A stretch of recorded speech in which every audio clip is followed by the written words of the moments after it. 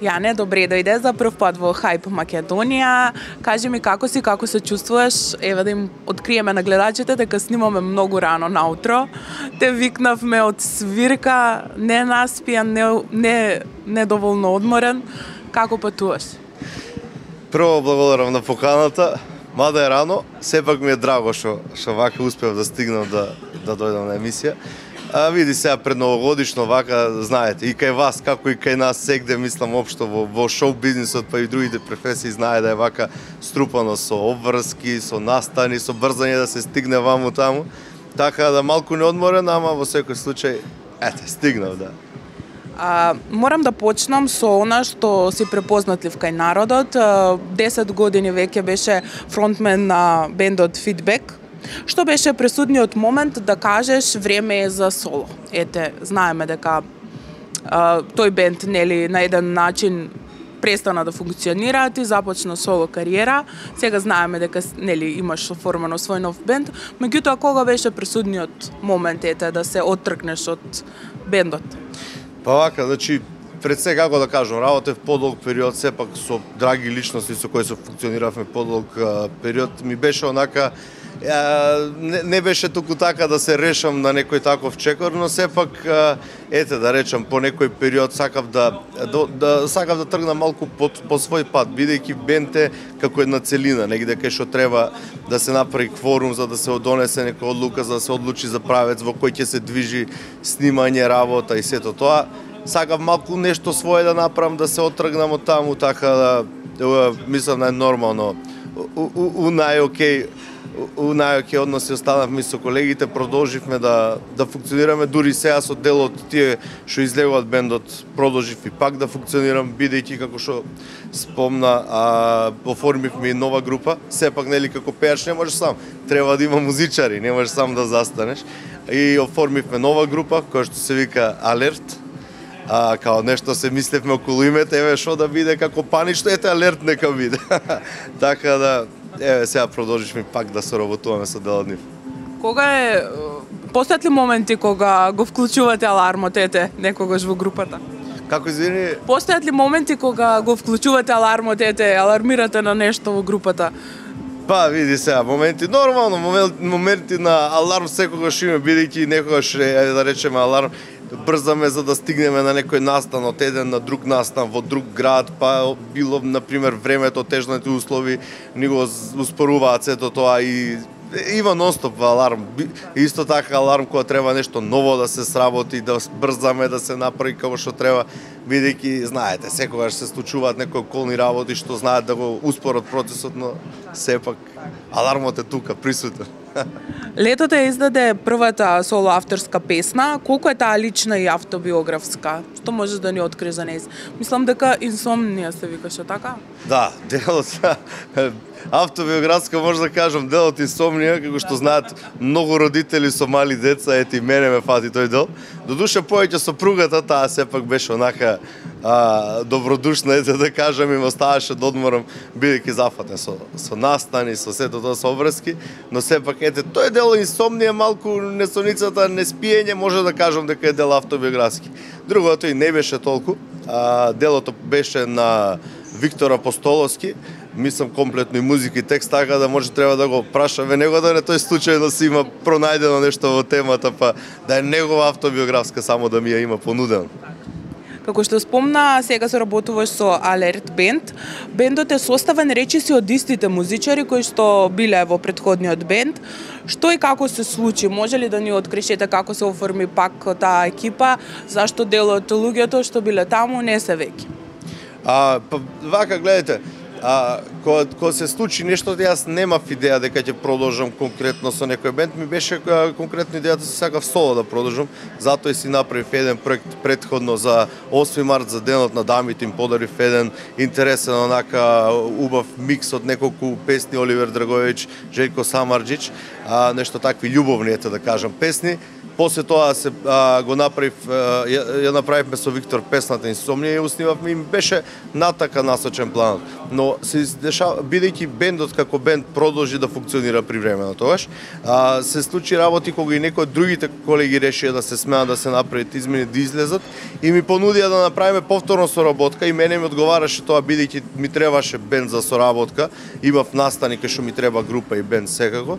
И така се случи сето тоа да пак продолжиме да се функционираме. Сепак како што спомнав, си останавме во најдобри односи со тие што не се сега дел од бендот и што тие што се дел, така да немаше никаков проблем за тоа.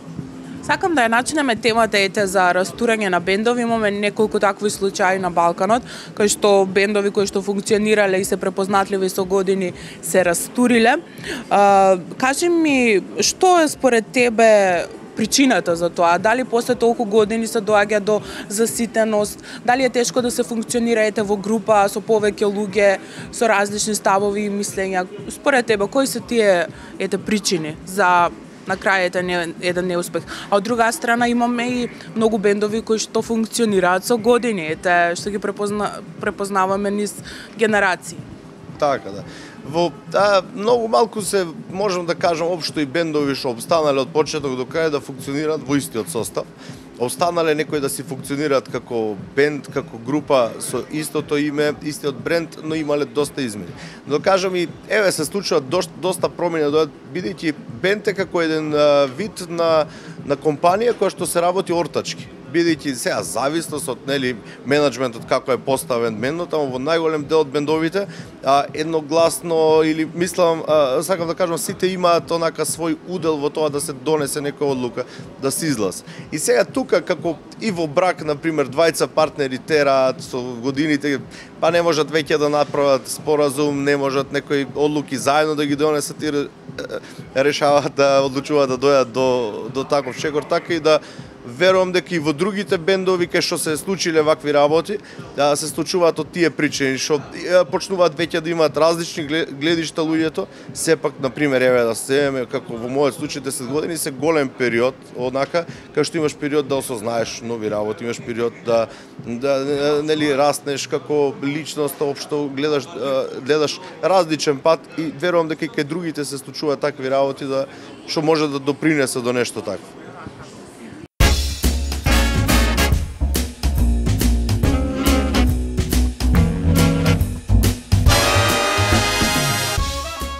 Заедно сега со новиот бенд имате, свирите се, значи од поп, рок до латино миксете, имате преработка на песна од Gypsy Kings. Кој жанр ви е така најинтерес за обработка, пошто гледам дека обработувате повеќе жанрови, како што спомна. Да. Кај нас народски кажано, ние свириме од Нирвана до Силвана, така се. Видете, сакаме секогаш да следиме тренд, значи да ги обработуваме што се моментално актуелни песни, нормално и тоа и си го бари самата публика. Си негуваме онака некој дел од репертуарот на сите настани, дали ќе биде тоа свадба, дали ќе биде клубска свирка, си практикуваме некој дел да си биде некои песни одредени, да се бидат само како лично за нас, некои песни што на нас ни се лично драги, што си сакаме онака да ги испееме. Како на пример, што има многу убави македонски песни, од Тоше би го земал, или од понови артисти, од Владко, мислам, што се, сакам да кажам, моментално актуелни, Владко Лозановски, не знам од други, исто такви од преработки на Next Time, дури од оние што се во другиот жанр, кај што ги исполнуваме на свадби, на такви настани, од Наум Петрески, од Миле Кузмановски, значи има некои убави такви драги песни што сакаме да ги испееме. Сега сакаме и малку да разбиеме некогаш од монотонијата на тие настани, на еден начин би сакале да скренеме внимание, бидејќи и луѓето некогаш се презаситени од еднолични настани. Затоа ние сакаме и нешто поразлично, како што спомнавте латино сплетот од Gypsy Kings, да разбиеме една монотонија и покрај тоа мислам што латино ритамот е онака жив, дава енергија на самите настани и затоа и такви делови имаме метната во репертуарот. Кажи ми, клубска свирка или свадбарска свирка? Каде е поголемата енергија, а каде е поголемиот бакшиш? Видете, има енергија и таму и таму. Значи не знам, не можам да ги оделам, си има различна енергија, но нивото на енергија и таму е, може да кажам, високо. Кај клубските свирки знае да биде онака 2 сати, онака турбо цело време со енергија, цело време динамично. Кај свадбите знае да стигне, знае малку да има еден онака полаган дел да се одмори, да се направи пауза, луѓето да спластат малку со енергијата, но сепак и таму има еден, бидејќи нели знаеме дека тоа е, да речеме, еден ден што мислам што значи најмногу во животот на тие на брачните другари, да звучи послужбено. Така да и таму има многу енергија, здружени онака сплотени енергии на блиски луѓе, и не би одел. Најавуваш нова песна за почетокот на 2026. Може ли да ни откриеш нешто повеќе? Па вака, сега конкретно нешто повеќе не би сакал да откријам, бидејќи се уште е во изработка. Во главно ја работиме онака, ја работиме со колегите од бендот, односно најмногу со гитаристот Томислав Димовски. Тој има и своја продукција, свое аудио-видео, мислам си работи, има свое студио, кај што ја работиме со него заедно песна. Се надевам дека за брзо ќе може да пуштиме некој тизер, онака да може да ја слушне публиката, некои кратки сегменти, но не би можел сега да се уште ништо конкретно да откријам. Чуеме и ќе видиме. Со оглед на тоа дека зад тебе стојат низ годиниве многу настапи, дали може би имаш некоја интересна случка или барање што ти се случило во текот на тие години, додека си настапувал или настапуваш се уште како музичар? Имало интересни случки, имало доста, например, може да издвојам една случка кај што се настапуваме во една дискотека, во еден клуб, и имаше прилагодена онака бина, беше како конструкција од бина, не беше онака убаво фиксирана, и се деси на сред настан, делот кај што стоев јас, да беа тие некои наместени дрвени такви од бината, кај што се скрши едниот дел и летна целата бина. И во моментот морав да скокнам у публиката. Среќа тогаш бе послабо сега и не беше толку фатално, али убаво помина пија и публикава, се беше окей. Така, иначе имало и смешни случаи на свадби, поготово делот на Бидермајер, кај што ќе се деси да го фрли невестата Бидермајерот, да се закачи во некој од оние што ги имаат пораскошни лустери или некој да падне. Интересни случаи има ностоп. И со колегите убави моменти, онака доста интересни моменти што се паметат, така да има, да.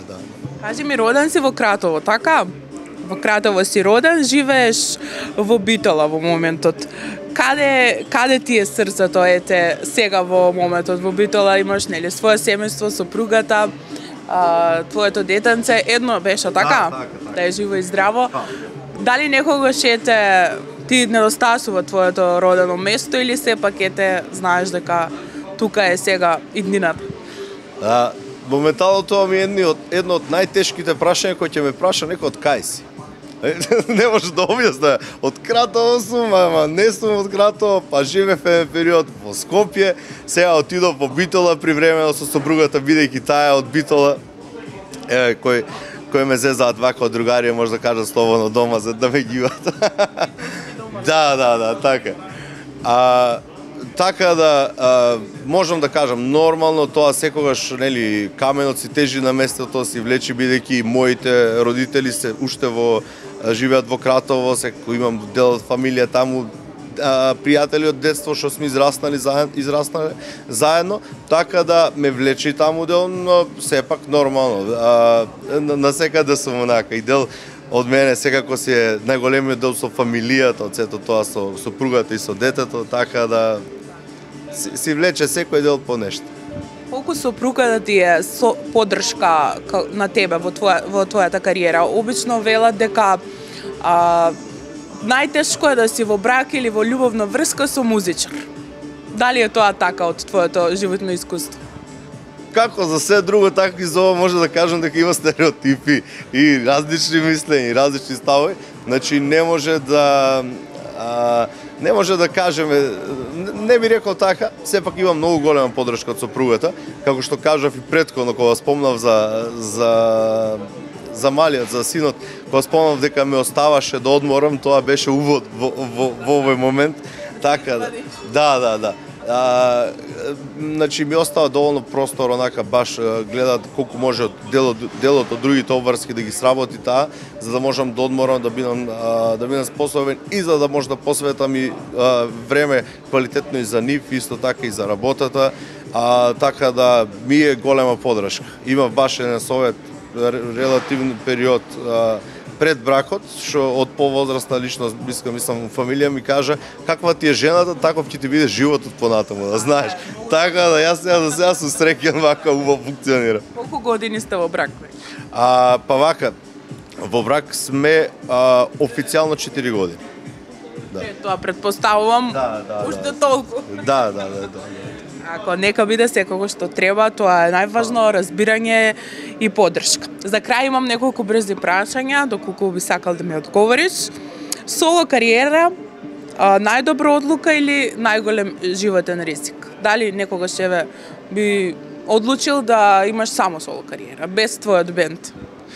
Па да, е ризично, нормално, би ги заокружил двете овие. Бидејќи е најголем ризик, ама и би одлучил. Бидејќи сега баш сум на тој пат, кај што одлучив да терам како еден начин соло кариера и не би можел да кажам дека сум се предомислил. Си терам, си функционира сето тоа така да за. Кажи ми која песна секогаш ја пееш со 200% емоција? Па, многу песни, дефинитивно многу песни. Можда би извел неколку, баш е тешко така, бидејќи имам доста песни драги, онака што ми се би извел и некој од Тоше, како што има, не знам, Немаш ни благодарам, како што има некои такви Игри без граници, или би извел песни од Здравко Чолич, онака, па дури и од Наум има песни како што му е Птицо Бела или Милица Преобој песни, онака, не би можел да одам, стварно тешко прашање. Тешко музичарите да имаат своја омилена песна. Да, стварно е тешко. Так. Што е она што публиката не го знае за Јане? Па, публиката може не знае, поголемиот дел не знае дека и освен музиката се бавам и со друга професија, сум во IT секторот, со делот со програмирање, значи тоа многу ретко го знае дека работам и нешто друго. Тоа го почнав од короната, кога застана малку музиката и почнав да се занимавам со тоа, бидејќи имав премногу слободно време, нормално, како и другите музичари. И сега за сега уште го терам паралелно тоа со музика, ќе видам уште колку тоа би можел да издржам со тоа темпо, но сега за сега така функционира. За крај кажи ми, каде се гледаш во наредните 5 години? На балканската сцена или мирен семеен живот дома, сепак без музика? Така, на македонската сцена во секој случај. Како да кажам, исто така и верувам дека и сите други музичари амбициозни, со амбиција за напредок се гледаат, и јас исто се гледам и на балканската сцена, нормално, но секако со мирен брачен живот, не би сакал ништо таму да измрдам, нормално. Така, Јане, многу ти благодарам за овој искрен разговор, ти посакувам многу успеси, многу свирки, среќна нова година, среќни празници, се гледаме до година. Ви благодарам уште еднаш на поканата, среќни празници на вас. Останете вака позитивни, вака креативни и понатаму и во наредната 2026 да си имате уште многу вакви убави интервјуа и да се дружиме секако со новата песна во најава. Јас сум Јане Славов, а вие гледате Хајп Македонија.